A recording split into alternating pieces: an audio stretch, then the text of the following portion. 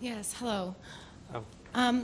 I would like to know, in the statistics that you provided earlier, there's quite a vast amount of statistics there, and I'm wondering if that had included deaf, blind literacy statistics for the whole of the country, including poverty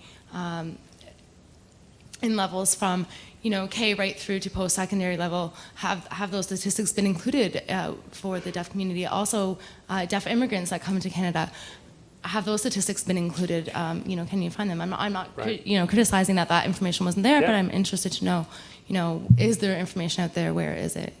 Because Yeah. So we need to be able to identify those in the deaf community as well, those groups, to find out what those statistics are. Right. So in terms of the Statistics Canada numbers that I've come across, I have not seen that sort of breakout. So I've never seen any analysis specifically that would provide us with guidance in that area. But quite frankly, I mean, again, this would be one of those areas that we probably should look at. From a Statistics Canada point of view, I'm more than happy to go back and talk to StatsCan about whether or not, when they run the international benchmark surveys next time, whether they could present numbers like that. But in terms of the data, like the International Adult Literacy Survey, no, we don't have the numbers that you're looking for.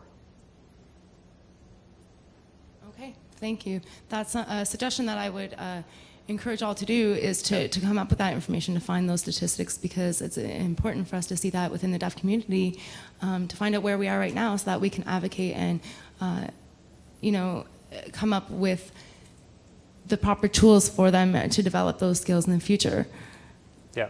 We need to be able to support them in that community as well. I absolutely agree. And in fact, to take it even one step further, I do believe we actually need better statistics on this.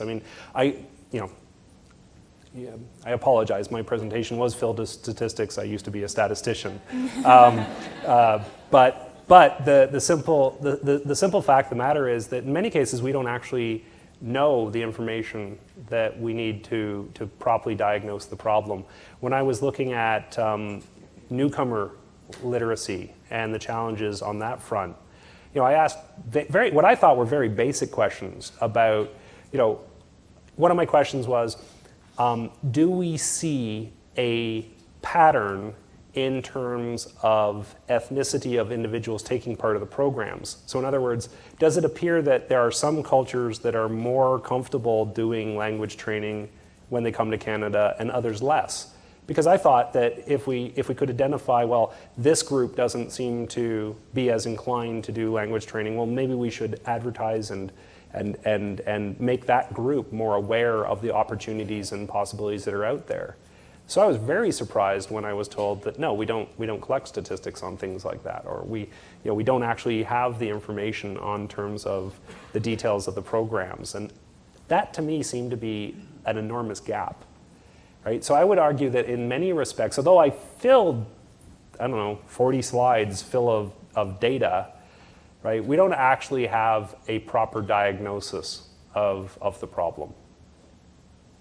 And the challenge is, of course, that data costs money, right? That's what it basically comes down to. So I think that one of the things that you talked about was the difference between being able to articulate the importance of literacy in a very skill-specific, job-specific kind of way, and then the benefits of having a general kind of proficiency, like of basic skills. And I think that's dialogue that we've been having over the past 3 days of, well, literacy is important more than just for work. There are other ways that we engage with society that literacy helps us engage in that way. And I wondered if you could talk a little bit more about how we might be able to articulate the importance of literacy in a general kind of life way. Yeah, again, it's very difficult. Like I like the statistics around things like civic participation, because we know that charities have difficulty finding adequate numbers of volunteers. We know that government is embarrassed by the voter turnout rates that we get every time we have elections and things like that. Right? I think it would be useful to do, even if it isn't official StatsCan data, but informal polls of Canadians to try and identify how literacy is impacting them beyond just the economic dimension. I'm an economist. I'm going to naturally go to the economic dimension. But what is the value that you put on the ability of a grandfather to read to a child, right? I mean, that's not something you're going to be able to put a dollar value on, and yet it's really important, right? So I think that there's an economic dimension to this which you can more easily put dollar values on, and then there's an awful lot of social dimension to it that actually is extraordinarily difficult to articulate. And if you think we got bad statistics on the economic side, just imagine what we've got in terms of stats on the really softer dimension of the importance of language and literacy skills. Are there any more questions? Okay, well, Craig, thank you so much for being here.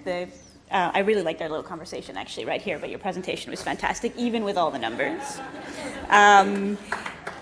Yeah, definitely.